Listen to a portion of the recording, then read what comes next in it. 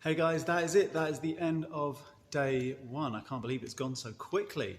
And as you can see, I am here in church where we would normally be for Holiday Club, but obviously we can't be this year. But we are so glad that you guys are joining us here, either on the YouTube channel or on one of our Facebook pages. It's great to have you here.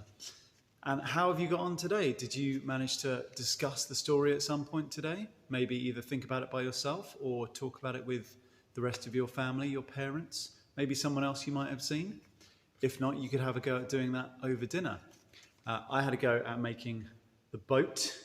I hope that you've either had a chance to have a go or are going to be able to have a go at some point this week. But what's the point in making a boat without having any water? Now, I don't have any water here with me in church, so we're going to have to go on a hunt to see if we can find some. So let's get going. So here we are. We've managed to find ourselves a little bit of a river, so we'll have a go at floating our boat in a second. But first of all, I just wanted to have a think about that last question that's in your booklets, something to do with Jesus. Now, in our story, we heard about how to save his life, Moses' mum put him in a basket and then put him on the river to try and save him. And that's because some people didn't want him to be alive. And when it comes to Jesus' birth, we often think about when he was born, being born in a stable, being visited by shepherds and wise men, being given gifts. But not long after he was born, the king at the time didn't want him to be around because he was going to be the new king. And the old king, he felt a bit threatened by this. So he wanted to get rid of Jesus. So Jesus' parents were visited in a vision by an angel who said, you need to flee now, take the child and go away to Egypt, which is just where our story has been happening.